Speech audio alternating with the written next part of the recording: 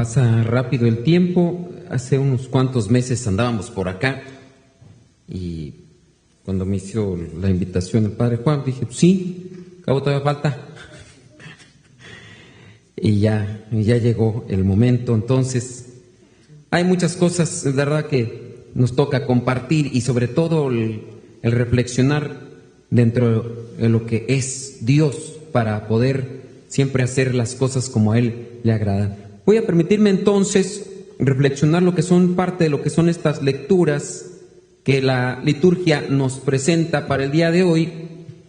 Hoy ustedes se han dispuesto para venir a participar en esta celebración y también en esta reflexión que voy a intentar hacer. Y digo intentar hacer porque uno a veces piensa las cosas, las acomoda de una manera y a veces no provoca reflexión, solamente doy lo que son ideas, pero espero dejar un cuestionamiento.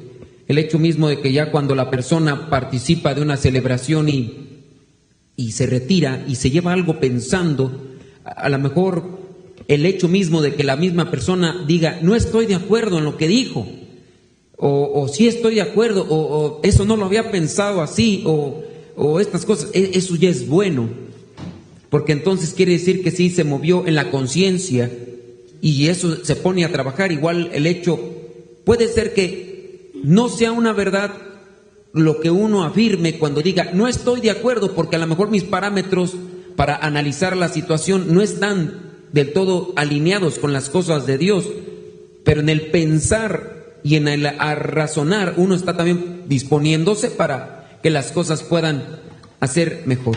Vamos a ver ahí lo que es esta lectura del Apocalipsis, capítulo 14. Dice ahí lo que es el que ve, que lo que sabemos que la palabra Apocalipsis significa revelación. Dios revela las cosas, pero Dios se las revela a quien se abre a Dios. Dios se revela a quien está en sintonía con Él y entonces ve la revelación de Dios. Si no estamos en relación con Él, revela muchas cosas, pero no las vemos porque no estamos en el ámbito. Hoy ustedes van a enterarse de algunas cosas, no se van a enterar los que no están aquí. Cuando nosotros estamos en el ambiente de Dios, nos enteramos de las cosas de Dios. Cuando no estamos en el ambiente de Dios, no estamos entonces en una situación para poder entender. Revelación. Vi al Cordero que estaba de pie sobre el monte Sión. Con él había 144,000 personas que tenían escrito en la frente el nombre del Cordero y de su Padre. Me imagino que algunos de ustedes ya lo tienen por conocido y otros igual no. Pero también esto es necesario aclarar siempre que se toma el libro del Apocalipsis. Una persona por allí que un día me dijo que no le gustaba leer el libro del Apocalipsis, porque el libro del Apocalipsis presentaba muchas cosas que eran fuertes y que le espantaban. Y ciertamente cuando tú miras lo que son las imágenes que va describiendo el Apocalipsis, pues te espantas. De repente un monstruo con muchos cuernos, con muchas cabezas, y te lo imaginas, y obviamente pues eso se ve espeluznante en la imaginación. Me imagino que ya mirarlo en una realidad pues también podría ser espeluznante, tenebroso, espantoso. Dado el caso también de los cataclismos como cuestiones naturales que se dan, o sea, que la luna se bañe de sangre y cosas de esas, eso también suena espeluznante y tenebroso. Pero incluso también muchos, a veces cuando hay muchas lluvias o terremotos, dicen, son catástrofes apocalípticos, para decir que son grandes. Pero lo malo es que utilizamos la palabra apocalipsis de manera inadecuada. Hemos dicho que la palabra apocalipsis significa revelación. O sea, Dios se está revelando, eso es lo único. ¿Y qué intención tiene el libro del Apocalipsis? La intención del libro del Apocalipsis es dar esperanza. Pero ¿cómo va a dar esperanza? Porque lo que presenta ahí es persecución, lo que presenta ahí es violencia, es espeluznante, es de terror ver ese tipo de imágenes. Obviamente se tiene que decir estas cosas para que después Otras personas no malinterpreten el Apocalipsis, porque hay muchas personas que malinterpretan el Apocalipsis. Tú estás en tu casa, llega una persona y te dice: los tiempos que estamos pasando ahora son los últimos. Ya se acerca lo que Dios ha dado a conocer en el libro del Apocalipsis. La persecución, las cosas fuertes. Y sí, a veces llegan las lluvias que inundan, que vienen a ser ríos en las calles, hay terremotos, los volcanes y tantas cosas, o las guerras, o amenazas de guerra, y ya vienen las... Pero no tanto como lo que esté sucediendo en eso refleja la presencia de Dios o lo que va a suceder. Hay grupos que se dedican a querer llevar a la gente a Dios por medio del miedo.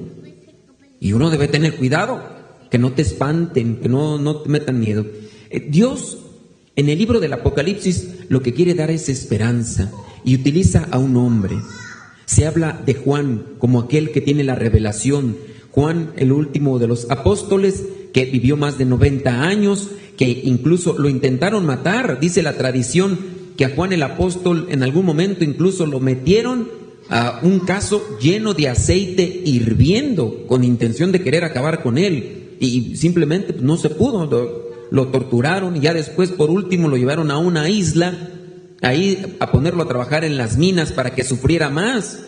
Y ahí dentro de la oración, dentro del sacrificio, la mortificación, allá aislado y en un lugar muy apartado donde no podía salir porque era prácticamente un esclavo, lo que hace es estar en oración y en ofrecimiento, oración y ofrecimiento de los sacrificios. Cuando la persona se pone delante de Dios mediante la oración de los sacrificios, se une más a Él y al mismo tiempo puede escucharlo mejor. Discúlpenme, yo a veces no creo cuando una persona viene y me dice: Padre, es que Dios se me está manifestando. He visto cosas, he escuchado cosas. Yo antes de eso le pregunto: ¿vas a la misa? No. ¿Haces oración? De vez en cuando. Le digo: entonces no es Dios. Te fumaste un cigarro de algo, o a lo mejor tienes una situación. Es que Dios no se revela aquí, no está en contacto con Él. Si en algún momento nosotros a veces tenemos mensajes que supuestamente vienen de Dios, pues yo tendría que cuestionar cómo es tu relación con Dios. ¿Te acercas, no te acercas? ¿Cada cuánto vas? Y cuando vas, ¿cómo vas? Porque también si vas a misa, pero me quedas dormido, pues ¿cómo? Imagínate que quedas dormido y empiezas a soñar ahí, vas a decir: es Dios el que me estaba enfermando. Pues quién sabe, también el diablo trabaja de muchas maneras.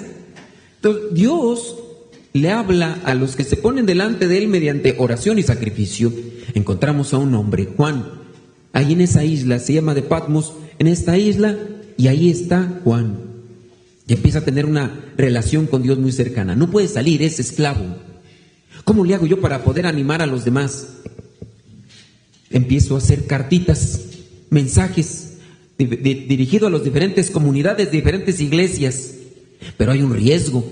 ¿Cómo va a llevar alguien una carta? ¿Y qué tal si uno de nuestros perseguidores encuentra la carta y le empieza a leer, y entonces el portador de la carta sale tronado?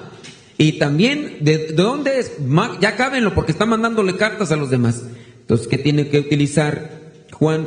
Juan tiene que también utilizar un lenguaje figurado conforme a lo que le vaya diciendo Dios, de manera que la comunidad que reciba eso entienda de quién se está hablando y qué es lo que está tratando de decir. Y vi al Cordero que estaba de pie sobre el monte Sión. Tan fácil como poder haber dicho: y vi a nuestro Señor Jesús, pero no lo pone. ¿Para qué? Para que el que esté recibiendo o que incluso lleve la carta no se exponga tanto. Pero los que lo están recibiendo saben a quién se refiere, porque están en ese círculo, están en ese ambiente. Vi al Cordero que estaba de pie sobre el monte Sión. El monte Sión, el monte de Dios. Ahí está el Cordero. Con él había 144,000 personas. Ustedes a lo mejor sí saben qué secta o qué grupo es el que refiere que solamente se van a salvar esos. Los demás, no. Y dice, nada más se van a salvar 144,000 personas. Y ese cuentito lo traen desde hace muchísimos años, muchísimos. Y uno podría decir, bueno, ¿y por qué Dios nada más va a salvar a 144,000? ¿No será que ya en los tantos y tantos años de anunciar el mensaje, no será que ya están entonces completos los 144,000? Entonces, ¿yo para qué me esfuerzo?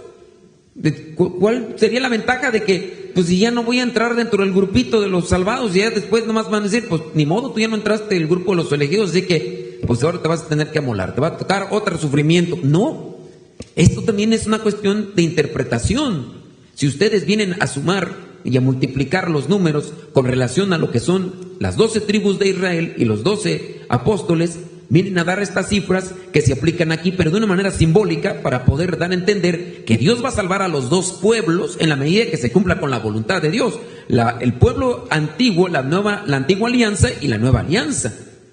Y ahí entonces comienza lo que es el anuncio. Por ahí hubo un cardenal, y yo incluso recomiendo este libro para quien quiera leerlo. Este libro se llama 5 panes y 2 peces. Este testimonio es de un cardenal, Francisco Javier Nguyen Van Tuan, vietnamita. Estuvo 13 años en la cárcel. ¿Cuál fue su delito? Su delito fue anunciar a Cristo. Vietnam de repente es sometida por una situación política comunista, todavía vigente en la actualidad. En la actualidad, después de muchos años, todavía sigue todo este gobierno comunista donde en cierta forma es opresor. Viene a perseguir a los que no puede entrar un misionero o una religiosa de otro país. Solamente se les permite a los que son propios nativos del mismo lugar, pero no puede entrar otro. Y son sacados, expulsados, incluso hasta llevados a la cárcel. Dentro de lo que vendría a ser el reclamo de el cardenal Francisco Javier Nguyen Van Tuan, ¿qué dice el gobierno? Si no te callas, te vamos a meter a la cárcel. Si no te callas, te vamos a meter a la cárcel. Y como no se cayó, y siempre denunciando la injusticia y dando a conocer la verdad, lo metieron a la cárcel. 13 años estuvo en la cárcel Francisco Javier Nguyen Van Tuan. ¿Cómo le va a hacer para poderse sostener en el ambiente de persecución? Para poderse sostener el ambiente de persecución, lo que se necesita también es estar unidos a Dios. Esto también nos tiene que llevar a considerar. Juan el apóstol, Juan el evangelista, el que escribió el evangelio, pudo estar dentro de lo que es esta persecución. Lo pudieron meter al cazo lleno de aceite hirviendo, y también pudo estar en aquella isla gracias a la oración y la relación con Dios. Si en aquel momento no existían las formas como ahora nosotros lo tenemos para los sacramentos, sí pudo estar mediante la oración y el sacrificio. Y la pregunta es, ¿cómo pudo hacerle este cardenal para estar 13 años metido en la cárcel sin acceso a los sacramentos como tal como los conocemos? Pues bueno, Dios inspira, Dios habla, y Dios le dio algunas ideas al cardenal para poder meter una botella de vino, y con ese vino y el agua hacer lo que vendría a ser la consagración. Y dentro de lo que es una oración muy particular, y ahí lo describe en el libro, y después ustedes, si lo leen, se van a dar cuenta. Y esa es la manera como pudo sostenerse durante 13 años, refundido ahí en un calabozo, donde incluso llegó a convertir a algunos de los que estaban ahí como soldados, ahí de los policías resguardando la cárcel, el lugar donde se encontraban. Después ya lo liberan, lo sacan después de los 13 años, tanto así que llegó a ser el predicador oficial del Vaticano. Le estuvo predicando lo que son los ejercicios de Cuaresma al Papa San Juan Pablo II. Todavía tuvo oportunidad, yo no sé si se va a venir acá para este lugar, pero para allá en México anduvo todavía después un tiempo entre su español recortado. Allá anduvo el cardenal dando pláticas por aquí y por allá. Escribió ese librito desde la cárcel, 5 panes y 2 peces. ¿Y cómo le hacía? A usanza también de lo que vendría a ser Juan el evangelista, y también en su caso San Pablo, con algunas de las cartas que estando dentro de la cárcel escribía. Y por ahí va a haber metido, no sé, por una ventana, a un lugar ahí, metía sus papelitos con aquellos mensajes, con aquellas cartas, para que se las llevaran a las comunidades. Dar esperanza. Pero no podemos dar lo que no tenemos si no hacemos oración, si no nos sacrificamos. ¿A quién le gusta sacrificarse? A nadie le gusta sacrificarse. Pero entonces, ¿cómo vamos a agarrar fortaleza? ¿Cómo nos vamos a purificar si no nos gusta sacrificarnos? Y cuando nos piden que nos sacrifiquemos andamos reniegue y reniegue. ¿Cuántas de las veces a lo mejor puede ser, no sé, o el calor o el frío, o a lo mejor un tipo de comida, o a lo mejor un tipo de trabajo, una situación X o Y, y nos la pasamos queje y queje? Y adquirimos esa situación más bien de protestante, y de ahí es donde nace el término, ¿no? Y lo que vendría a ser esta forma de adjetivo para las personas: eres un protestante. ¿Por qué? Porque te la pasas proteste y proteste. Y a veces entre nosotros mismos católicos hay protestantes, protestan, que protestan: es que no me gusta, la misa ya se alargó mucho, es que el padre duerme, es que el padre regaña, es que el padre esto. Oye, pues tú ya proteste y proteste por todo, ya te la pasas queje y queje, o sea, como... Y así, nosotros somos poco sacrificados, poco entregados, vivimos más en la comodidad, queremos que las cosas se hagan a su modo. Hay lugares y hay comunidades donde los sacerdotes, si no les gustan, empiezan a sacar todos firmas y empiezan a sacar y empiezan a hacerle pleito y empiezan a levantarle falsos al sacerdote porque no les gusta. A veces es el sacerdote muy exigente, es muy duro, y a veces eso es lo que no le gusta a la gente, como les gustaba el otro sacerdote que sí les daba por su lado y todo lo que le pedían, que queremos una misa aquí, se las hacía. Oigan, pero no se puede, no, pero yo se las voy a hacer para no estar mal con la gente, porque si no la gente después me va a andar ahí linchando. Y entonces van queriendo solamente hacer una iglesia a su modo, y así, de esa manera, pues no se avanza, no somos sacrificados, y en eso también creo que nos hace falta mucho. Ustedes el día de hoy han venido aquí y a lo mejor igual cansados, qué sé yo, a lo mejor no fueron a trabajar, no sé, pero igual estén haciendo un sacrificio por aprender algo, y esperemos que se les quede y que se nos quede en la cabeza también esta idea de sacrificio, así como la están haciendo en este caso, lo presenta aquí el escritor el escritor sagrado del Apocalipsis. Regresamos entonces a otro punto. ¿Cómo queremos formar parte de ese pueblo elegido y salvado de Dios si no hacemos oración, si no nos sacrificamos? Necesitamos trabajar en nuestro interior, y esta es una de las cosas que se están haciendo el día de hoy, dentro de lo que vendría a ser una buena intención de su sacerdote, de su párroco. Vamos a darles algo, vamos a ver quién quiere ir, vamos a ver quién quiere participar, y a los que quieran participar y que se queden con algo y que les sirva y que con eso lo trabajen, les va a beneficiar a ustedes.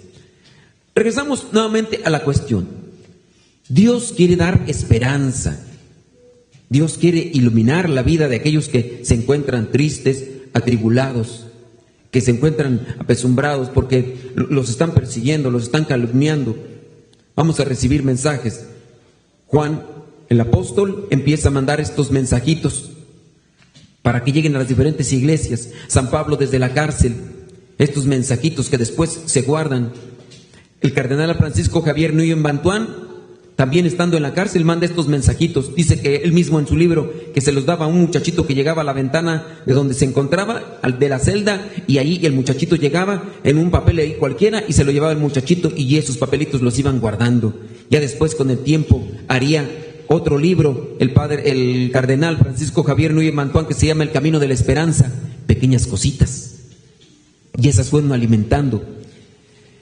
Hubo un señor que lo encerraron más de 7 meses. Más de 7 meses lo secuestran. Él es un arquitecto, se llama Bosco González Cortina. Pueden buscar ustedes su testimonio ahí en el internet. Él siendo un arquitecto reconocido. Hay un grupo mafioso por ahí que hace muchos años, estamos hablando del año 1982, y entonces se dan cuenta que tiene una situación económica, pues, que le pueden sacar el dinero. Y un día empiezan a medir cuál era su actividad. En la mañana, antes de irse a su trabajo, iba a misa. Entre semana iba a misa y tenía como que ya un esquema ya muy repetitivo de sus actividades. A tal hora hacía esto, a tal hora aquello, y lo estaban ya esperando. Va a misa, participa de misa de 7, 8, no recuerdo la hora que había dicho, pero participa de misa, y saliendo de misa llega este grupo delictivo, lo agarra, lo golpean, lo meten ahí a la cajuela del carro y se lo llevan todo vendado y todo. Más de 7 meses estuvo encerrado en un pequeño cuartito de 1,5 metros por 3, donde no había ventanas, donde todo el día le ponían un cassette, porque estamos hablando del año 1982, año que ustedes a lo mejor recuerdan porque ya están medios cascabeleados igual que yo. Entonces estos cassettes lo colocaban y terminaba el cassette, le daban vuelta y lo volvían a poner. Y ahí está el Señor, solamente escuchando ese cassette todo el tiempo con la luz prendida, todo el tiempo con la luz prendida.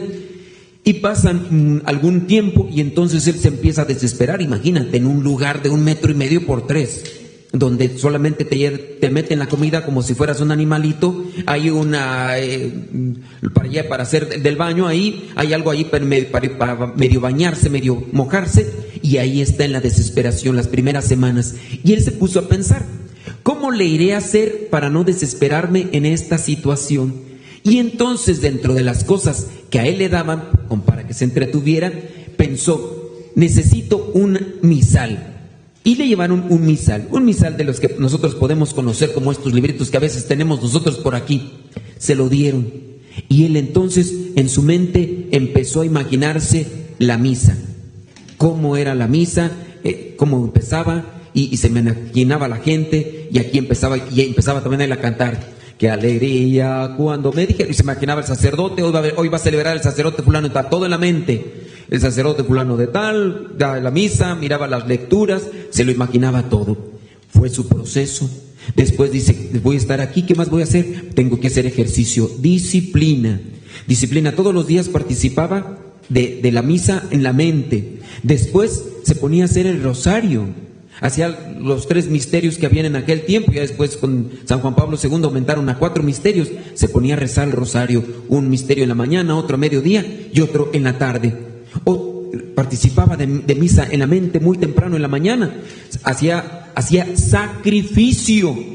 ¿Qué era lo que hacía? Se ponía a hacer ejercicio ahí en ese mismo lugar donde estaba. Y un día, pues llegó el mes de diciembre, le dijeron, como es mes de diciembre, tenemos que hacer algo. ¿Qué se te antoja? ¿Qué es lo que más quieres? Y a él, del tiempo que ya tenía allí, se le antojaba algo. Una bebida alcohólica, no porque fuera alcohólico, porque tenía el gusto de una bebida alcohólica, así como alguien puede tener el gusto nada más de una, ¿verdad? Hay otros que tienen de una borrachera, pero él nomás tenía gusto de una. Y dijo, me gustaría un whisky con hielos. Nomás de imaginarlo así, se me hace agua la boca.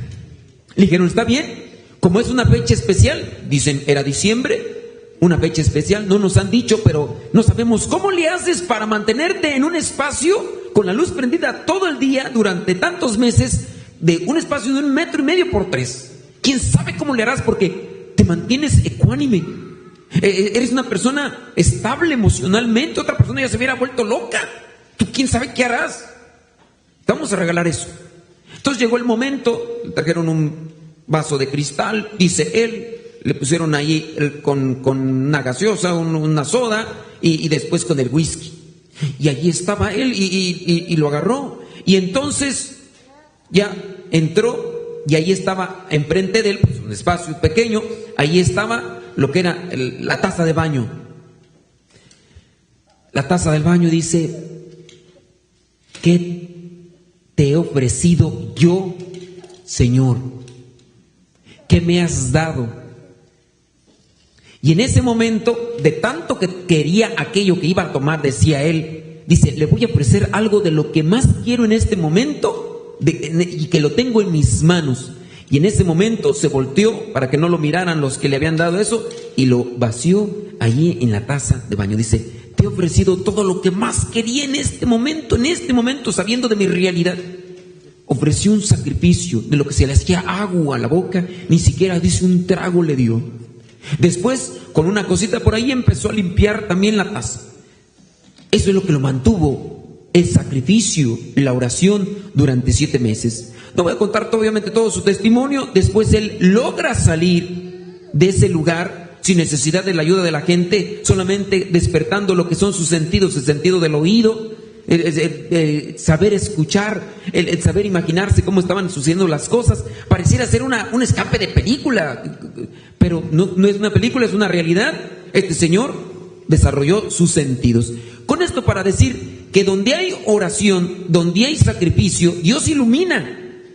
Y que en la medida que nos va iluminando, nosotros podemos irnos acercando a lo que vendría a ser la esperanza. Y al acercarnos a la esperanza también nos encontramos en el camino de la liberación. Pero si no hay oración, si no hay sacrificio, las cosas pueden tornarse difíciles. Hablando de esta liberación, de esta esperanza que necesitamos, a lo mejor igual no lo anhelamos, a lo mejor sí, la salvación.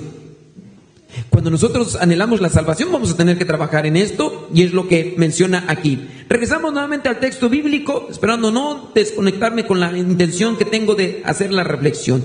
Versículo 2. Luego oí un sonido que venía del cielo.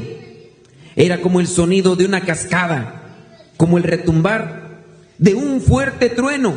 Era un sonido como el de muchos arpistas tocando sus arpas, y cantaban un canto nuevo delante del trono y delante de los 4 seres vivientes y de los ancianos. Ninguno podía aprender aquel canto, sino solamente los 144,000 que fueron salvados de entre los de la tierra. Fueron salvados dentro de los de la tierra. Cuando nosotros empezamos a tener esa experiencia con Dios, empezamos también a experimentar cosas bonitas aquí. Y a lo mejor no nos ha tocado, porque a lo mejor no hemos hecho esa experiencia de sacrificio. Pero a veces ese tipo de manifestaciones aquí en esta vida ya es algo, es una pequeña probadita del cielo. Hace muchos años, conocíamos a un señor que le decían el diablo. El señor tuvo una conversión. Y el señor no se acercaba a misa. El señor le decían el apodo del diablo porque era muy borracho y era muy mujeriego y andaba por aquí y por allá. Se vestía incluso de negro. Después tuvo ese acercamiento a las cosas de Dios y tuvo esa experiencia que cuando la cuenta para muchos suena incluso así como que desconcertante. ¿A poco sí? Llega a un retiro al cual se vio obligado a ir porque estaban sus hijos dentro de un grupo y estaban participando para los sacramentos. Llegó y participó de ese retiro, más obligado que de ganas. Y estando en ese retiro, alguien hizo oración por él, le pusieron las manos y en ese momento vino lo que es el descanso del Espíritu. Él dice, no sabe cómo, nomás sintió algo caliente, se desmaya, sintió un fuego en su interior, se levanta, dice, y experimentó la felicidad más grande que nunca había sentido, ni con el alcohol, ni con la lujuria desenfrenada que tenían con las mujeres. A partir de ahí él se empezó a acercar. Al siguiente año, él estando viviendo acá en Estados Unidos, regresando después allá a México, llega, dice, vámonos a misa de Navidad. Todos se quedaron, ¿cómo que tú vas a misa? Y sí, y llegó a misa porque ya estaba en un proceso y todavía llegó a comulgar. Llegando y estando, estaba sentado en la parte de atrás junto con su esposa y con sus hijos, y toda la gente cuchicheaba porque el diablo estaba en misa. Y la cuestión se levantó y ahí iba a comulgar, y todos, mira quién va a ir a comulgar, el diablo. Dios va trabajando en la medida en que nosotros nos vamos acercando con Él y vamos teniendo este tipo de experiencias. Versículo 4. Estos son vírgenes, no se contaminaron con mujeres, son los que siguen al Cordero por donde quiera que va. Fueron salvados de entre los hombres como primera ofrenda para Dios y para el Cordero. No se encontró ninguna mentira en sus labios, pues son intachables. Los que vayan a estar delante de Dios tienen que ser puros, inmaculados. Ahora, que si a nosotros nos toca analizar, realmente, ¿quién podría decir que de los que estamos aquí estamos puros? Pues solamente los niños más inocentes, los que tienen una conciencia que todavía no está contaminada. Hay mucho niño inocente que no tienen esas cosas sucias, pero la mayoría ya cuando estamos creciendo, ya tenemos una mente ya hasta vemos cosas que no. Hay gente que está totalmente destrozada desde la cabeza.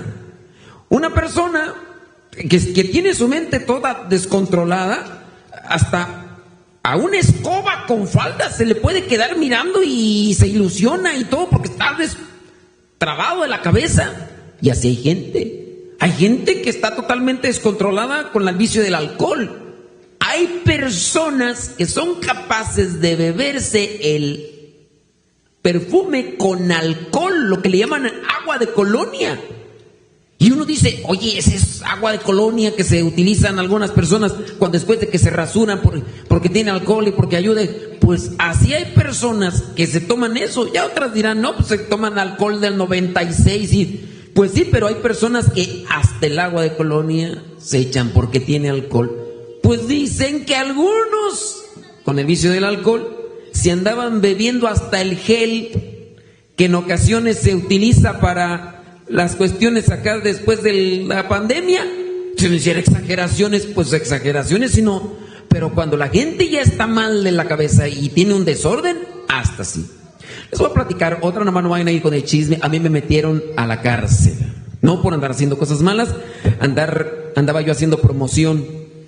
Andábamos haciendo promoción para un retiro y resulta que nos agarraron porque andábamos pegando estos pósters en las paredes, en las bardas. Y ahí estaba yo en una de las bardas, a un lado de una caseta de teléfono, colocando el engrudo para colocar un póster más o menos de 1 metro, así grandote. Y en eso que de repente nomás escuché atrás cómo se detuvo una patrulla y nomás empezó, ya para qué corría, dije, ya me agarraron así, no con las manos en la masa, sino con las manos en el engrudo, porque ahí estaba poniendo el póster. Ya nomás volteé así para atrás y me dice, ¿qué haciendo, jefe? Le dije, pues, ¿qué no ves? ¿Qué no ves? Me dice, ¿sabía que es un delito? Le dije, no sabía.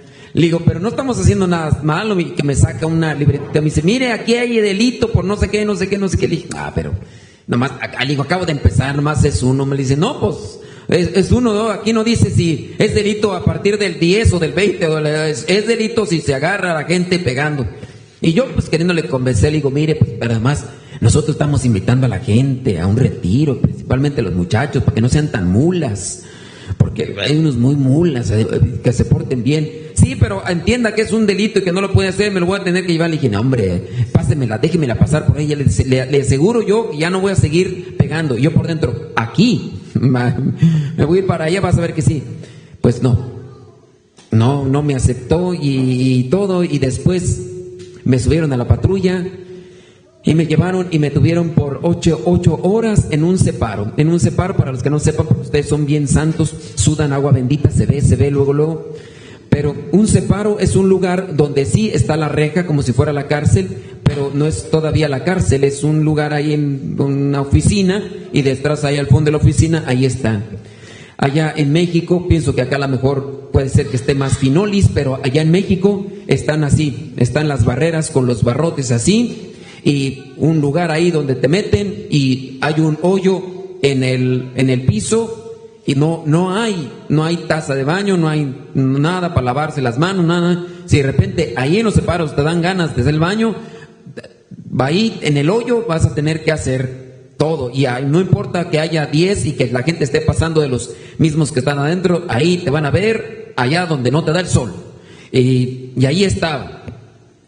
Pues allí estaba yo, junto con el otro misionero también, que agarraron. Y de hecho, cuando nosotros nos subieron allá a la patrulla, le dije al hermano, vamos a ponernos a rezar el rosario, a ver si se conmueven estos, si nos sueltan ahorita. Pero terminamos un rosario, terminamos otro, dije, no, estos han de ser ateos, yo creo que no los muevo ni nada. Llegamos y nos metieron, estuvimos ahí cerca de 8 horas metidos en los separos. ¿Qué me tocó ver? Me tocaron ver muchas cosas, pero gracias a Dios no fue tan feo. Uno de los policías que estaban ahí, que no podía hacer nada por nosotros, me dice, pues híjole, ¿cómo es la gente malvada? Dice, yo sé que ustedes hacen cosas buenas, dice, pero yo no tengo el poder para poderlo soltar. Y entonces dice, hoy no les ha tocado tan feo, otros días se pone más feo, porque en otros días meten a gente más mala y después se llena todo aquí que ni siquiera pueden, todos de pie, tienen que estar de pie y así los van metiendo y todo está feo. Dice, pero hoy por lo menos no está tan feo. Y sí, no está tan feo, pero ¿qué me tocó ver? Para decirles pues cómo la mente en ocasiones se distorsiona y se desordena. Me tocó ver en esa ocasión a un señor que tenía mucha sed, mucha, demasiada, y no le daban agua.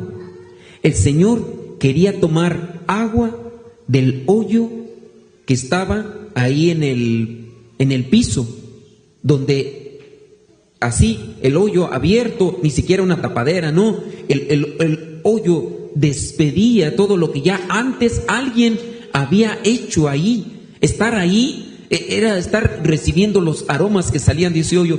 Pues el Señor tenía tanta sed y no le daban, obviamente, que quería tomar de la, no podría decir agua, de los desechos fisiológicos de la persona, hablándose de los orines. Quería tomar ahí. Y los que estábamos ahí le decíamos, no, ¿cómo? Y le decíamos a los que le dieran agua y decían que no le iban a dar, porque así son a veces las cosas.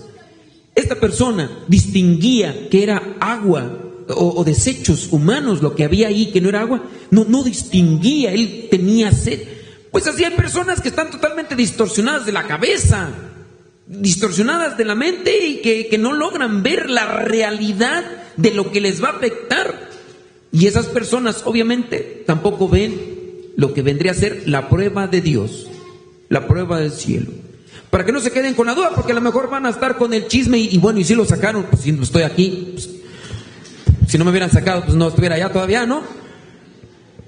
Nos sacaron hasta a las 8 horas, y eso porque una de la familia de otro de los misioneros aportó una cantidad de dinero para que nos soltaran después de 8 horas. Estando ahí en ese lugar, nosotros salimos, nos llevaron después algo de comer. No podíamos comer, el olor que salía de aquel hoyo que estaba ahí en el piso nos contaminó, nuestros estómagos estaban todos inflamados, toda nuestra ropa se llenó de ese olor. Recuerdo que saliendo, era un día domingo, saliendo de ahí, nos llevaron a la misa, pues para que participáramos de misa y de darle gracias a Dios, yo siendo todavía seminarista. Pues cuando íbamos a la misa, como no nos cambiamos ni nos bañamos, la gente de repente que iba a nuestro lado decían, huele feo. Pues ¿cómo va? No va a oler feo. Pues si yo estaba allá a un lado, nomás yo así como que no oigo, tengo orejas de pescado, tengo orejas de palo. ¿Cómo va el asunto? Que pues imagínense la ropa toda impregnada, cosas que uno ve, con las que uno a veces también se queda y uno puede sacar una reflexión. Así como aquel individuo que quería tomar agua y que no veía la realidad y que solamente se dejaba llevar por el impulso, así hay personas. Y esas personas obviamente, pues, ahora, la promesa está que para que nosotros podamos estar ante la presencia de Dios, vamos a tener que ser purificados. Ahí es donde nosotros entendemos lo que es el dogma del purgatorio. Tenemos que ser purificados. Hay muchos niños inocentes, pero muchos de nosotros vamos a tener que ser purificados. Nos van a tener que purificar en el purgatorio.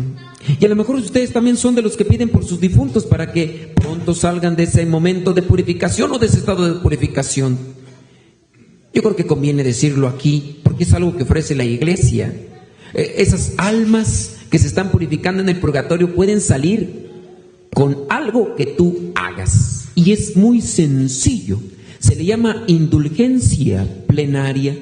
Y para los que saben qué es la indulgencia, hace cuántos meses estaba yo por ahí con un grupito de ustedes y les dije, hay una forma de poder hacer que esa alma que está en el purgatorio, si es que está en el purgatorio, porque si está en el infierno ya se amoló, y ahí ya no se puede salgar, pero si está en el purgatorio puede salir.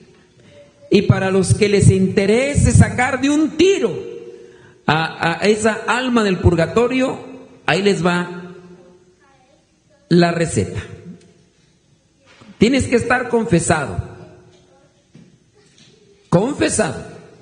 Después, tienes que esperar a que la iglesia te ofrezca la indulgencia plenaria. A veces hay algunos días durante el año en el que se ofrece la indulgencia plenaria.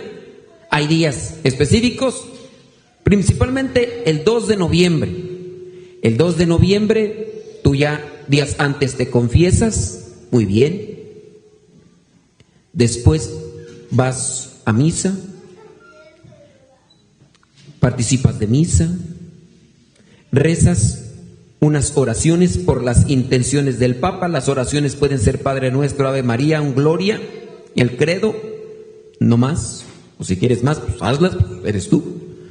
Pero con esas basta. Rezas las intenciones por el Papa.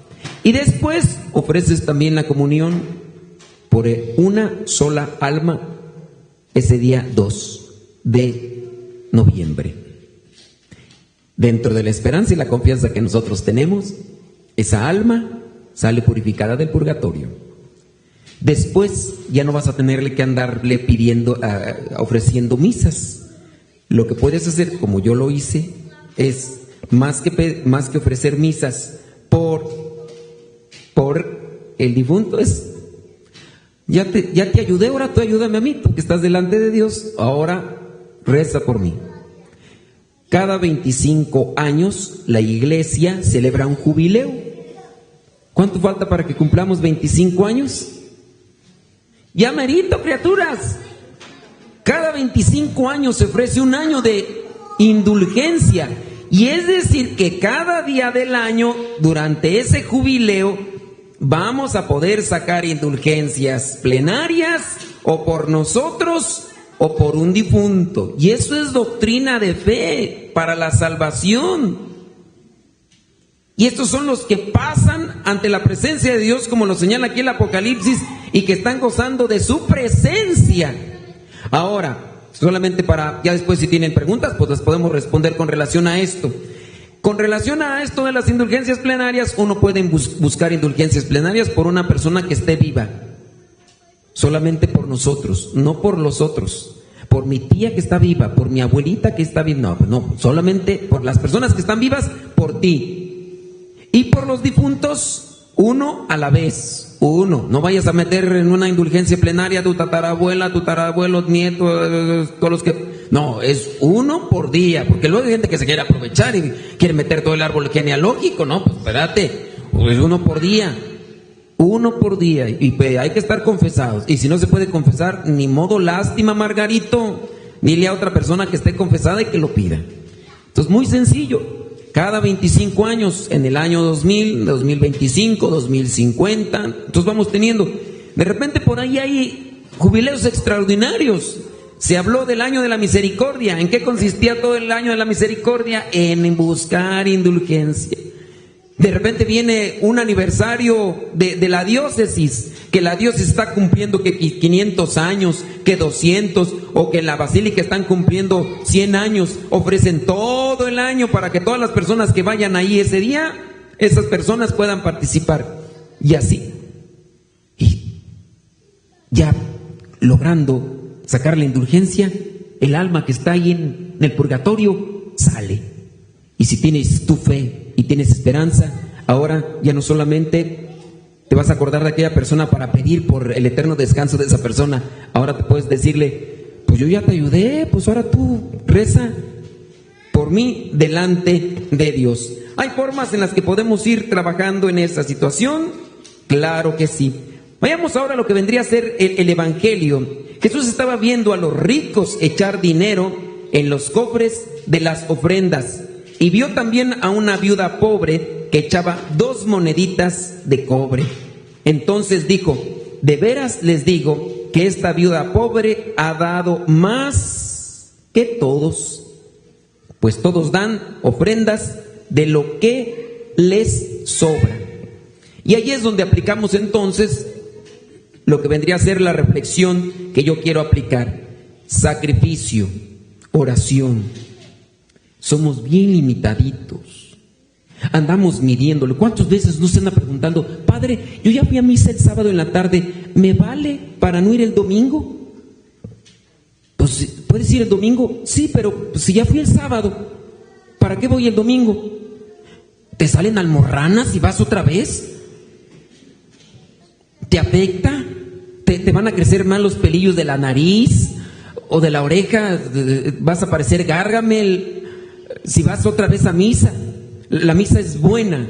Si vas muchas veces a misa, después te llenas de un sacramento es Dios.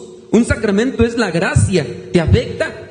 Sí, pero es que yo nomás decía, si ya fui el sábado, ¿por qué damos a Dios de lo que nos sobra? Si tenemos tiempo, ¿por qué no le damos más a Dios? ¿Cuántas veces no ustedes quieren tener un cuerpo escultural y hacen nada más bien poquito ejercicio? ¿O hacemos?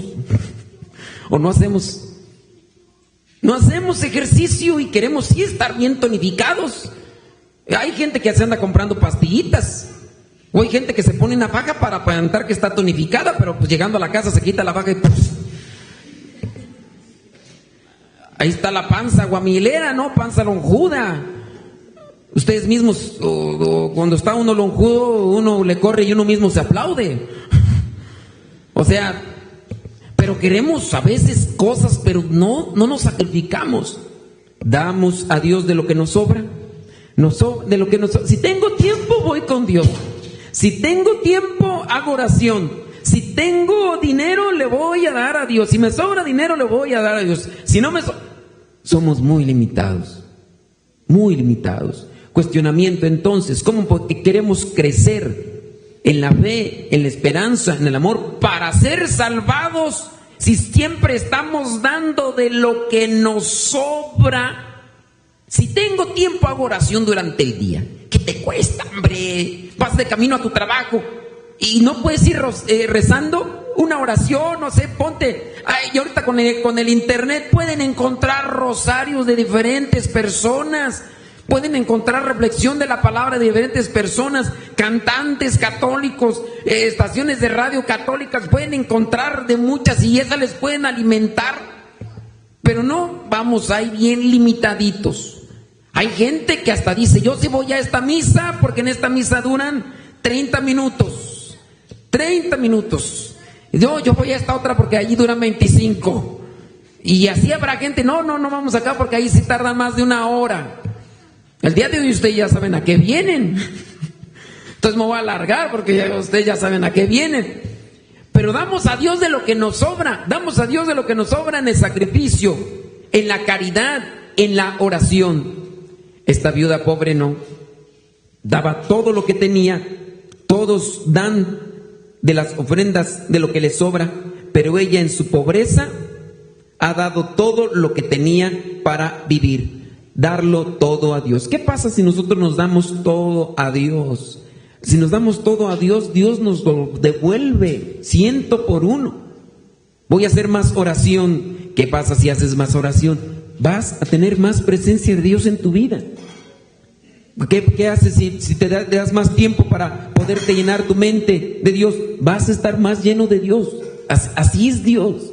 Pero vivimos limitados, vivimos siempre en esta situación de, ándale, no más poquito, Señor, te voy a dar bien poquito.